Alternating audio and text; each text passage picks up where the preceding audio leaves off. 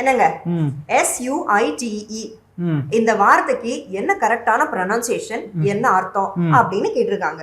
அடுத்தது அக்ரெசிவ், இதுக்கு என்ன அர்த்தம் அப்படின்னு கேட்டிருக்காங்க. ஓகேவா? அடுத்தது நம்ம வந்து குழந்தைங்க கிட்ட சொல்லுவோம், சாப்பாடை ரொம்ப நேரம் வாயில அடக்கி வைக்காத, மென்னு முழுங்க அப்படின்ட்டு. இதை எப்படி இங்கிலீஷ்ல சொல்றதுன்னு வந்து கேட்டிருக்காங்க. ஓகேவா? அதே மாதிரி அவன் ஏற்கனவே தலகணத்துல இருக்கான், நீ மேல அவனை வந்து ஏத்தி விடாத, இதை எப்படி இங்கிலீஷ்ல சொல்றதுன்னு கேட்டிருக்காங்க. சோ இதெல்லாம் தான் இந்த வீடியோல நம்ம டிஸ்கஸ் பண்ண போறது. நான் ஒண்ணு ஒண்ணா கேக்குறேன், எனக்கு எங்க அழகா எக்ஸ்பிளைன் பண்ணுங்க பாப்போம். எக்ஸ்பிளைன் பண்றேன். அதுக்கு முன்னாடி hi friends, welcome to English அரட்டை. சோ ஃபர்ஸ்ட் ஒன் வந்து SUITE இந்த வார்த்தைக்கு என்ன கரெக்டான ப்ரொனன்சியேஷன், என்ன அர்த்தம் சொல்லுங்க.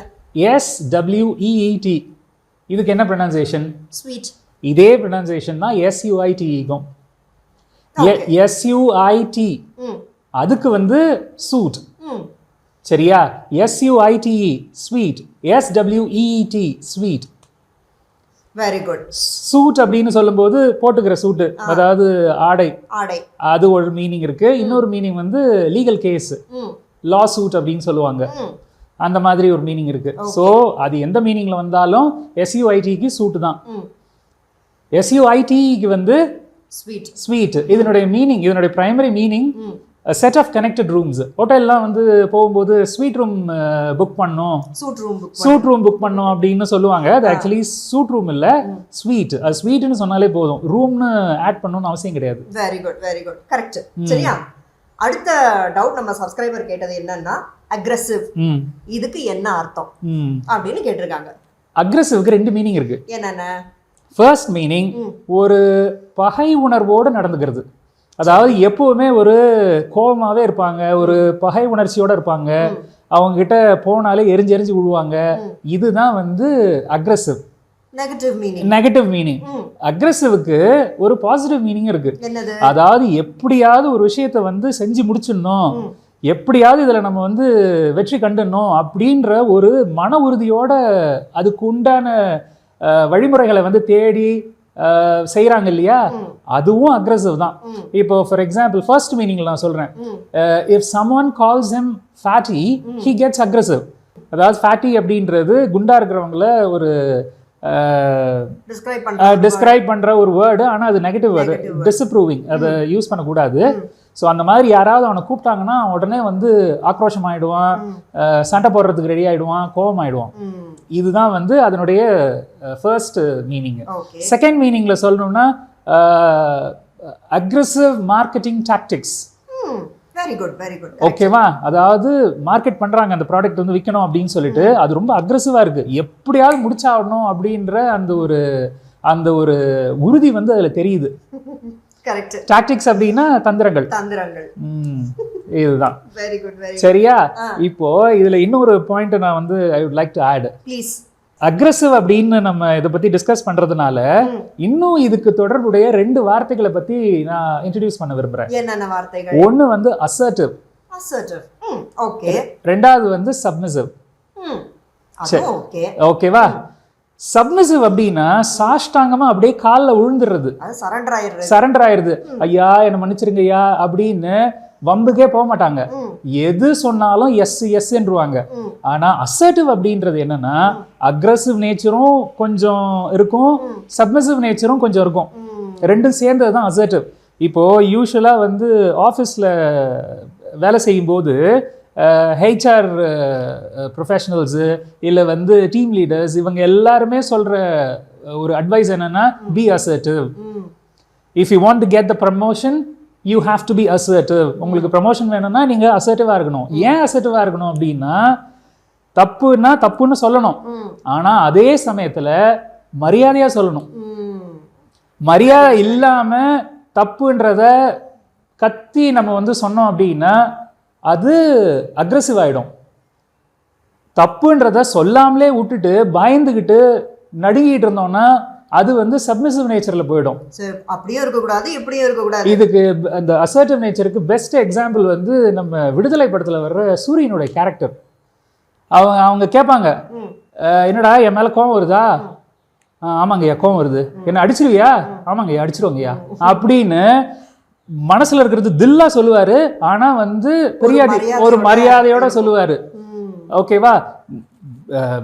உங்களுடைய மேலதிகாரி வந்து தப்பு பண்ணாலும் இல்லைங்கய்யா நீங்க செய்யறது வந்து தப்பு, இப்படி எங்களால முடியாது அப்படின்னு ஒரு மரியாதையோட நமக்கு மனசுல தோன்றதை வந்து தெரிவிக்கிறோம் இல்லையா, அதுதான் assertive nature. So every one has to be assertive. Very good, very good, கரெக்டான எக்ஸ்பிளனேஷன். சரியா? அடுத்தது நம்ம இப்ப குழந்தைங்க கிட்ட ஒரு இது சொல்லுவோம், சாப்பாட்டை ரொம்ப நேரம் வாயில வந்து அடக்கி வைக்காத, முழுங்கு அப்படின்னு. இந்த சாப்பாட்டை வாயில அடக்கி வைக்காதன்றத எப்படி இங்கிலீஷ்ல சொல்றது? இதை கரெக்டா சொல்லணும்னா don't stuff food in your mouth. மென்னு முழுங்கு அப்படின்னா ஜஸ்ட் chew and swallow இப்படி சொல்லிட்டு போயிடலாம். இல்ல அப்படின்னா don't hold food in your mouth, just chew and swallow இப்படி சொல்லலாம்.